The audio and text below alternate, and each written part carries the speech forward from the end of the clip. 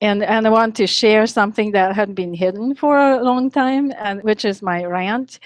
And when we were rejected by the Skinner House, even though in a conversation I was like, "Oh yeah, yeah, yeah, right, right, yeah, well, we understand." Yeah, and in the end, I realized they were right in some way that we really didn't know what we were doing. So they were right that we couldn't do it at the time. But and the rant, I just started sharing this, but the reason I want to share this is I was not able to, I just couldn't make myself put that into the book because it was so raw and so harsh. And my image of me as a very nice Asian girl wouldn't let me do this. Um, and I must admit that I do have internalized white supremacy, which actually is reflected in this book, unfortunately. One is to avoid something that is so harsh, like what I'm going to read to you now.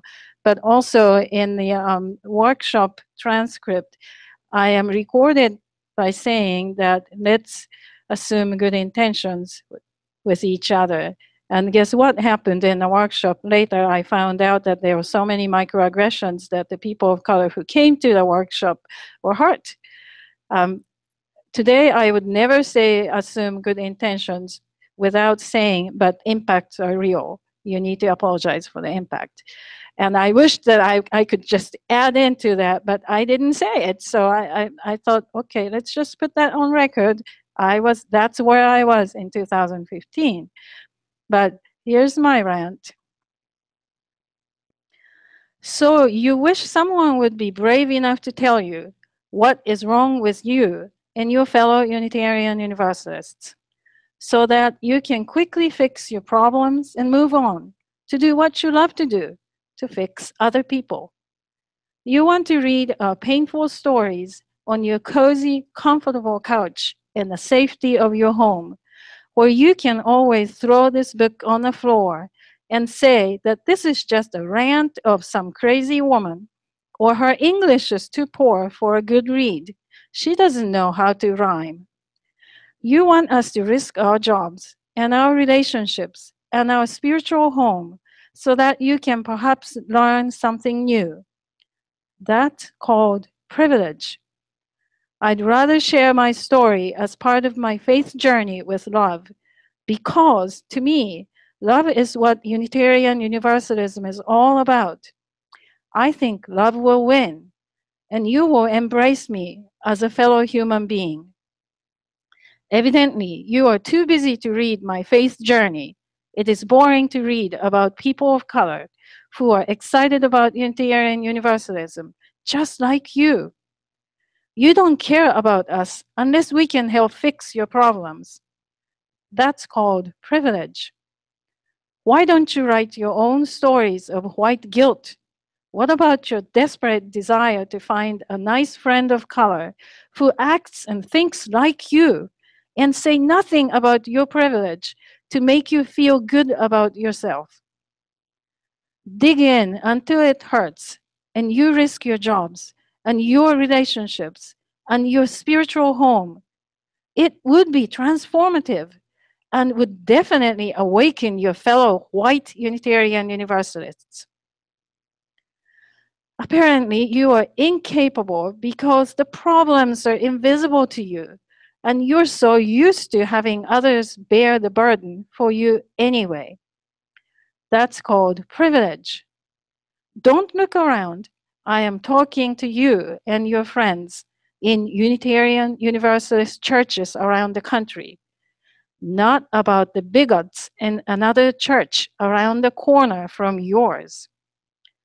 So here are my words, since you have asked, and I want you to remember that I would rather speak to you in love. But you are so used to judging other people, despite the fact that you accuse others for being judgmental. So perhaps you only awaken to harsh words. Both are my truth anyway. Painful, raw emotions and powerful desire to be loving and accepting. a typical struggle of persons of color drawn to Unitarian Universalism. My black friend once told me that something was wrong with her because no matter how much she tried, she felt uncomfortable in her Unitarian Universalist church. And your privilege shielded you from such a struggle. Would you like me to be your friend? Oh, wait, I don't count because I am not a person of color to you. You really mean a black person. You just made me invisible. But you think you included me into your circle of privilege, despite my cute accent and flat nose. And I should be grateful for that intentional inclusivity. That's called privilege. You say Unitarian Universalism teaches us to be tolerant, but you accuse other people and each other all the time for their beliefs or behaviors without examining your own. You say multiculturalism would make a lot of people uncomfortable in our church, but what about us minorities who have been feeling uncomfortable for a very long time? You say multiculturalism would make our budget problems worse. But then why our budget problems have been bad with almost no minorities present? You're always right and good because you are a good Unitarian Universalist, but others are wrong. And some Unitarian Universalists are not really good either. Christians are bad, but for some reason, black Christians are okay because it looks good for us to hang out with them. That's called privilege.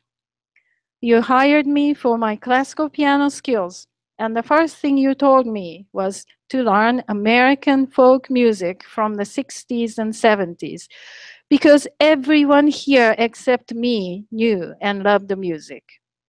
You told me I needed to learn American history because it is relevant to you, but you only asked me where I am from and what I think of a new Japanese restaurant in town. You told me not to play organ music because that would remind you of your old churches. You also told me we should sing more gospel music to attract black people. It never crossed your mind that perhaps they didn't want to be reminded of their old churches. You want to hire black musicians with classical music training and expect them to perform gospel music because of their skin color. That's called privilege. You say that white families don't want their children to be the minority in schools, but you say that it is good for black children to be the minority in schools. You say that black people are too busy, so you have to help their children. You never question that you know better than they do. That's called privilege.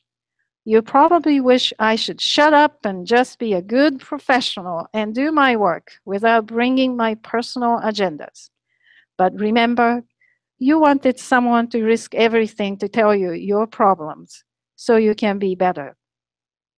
I do wish I knew how to rhyme, then I could rap my rant because that is the only way I feel I could express my raw emotions. But Alice, you think rap is bad music, and Asians don't own hip-hop anyway. So I hope my rant has helped you a lot. What? I don't really understand what it's like to live with privilege. Sure I do. I once had the same privilege as a Japanese born and living in Japan, and as revolutionary as I felt about myself, I would have been really angry had anyone pointed out the fact to me.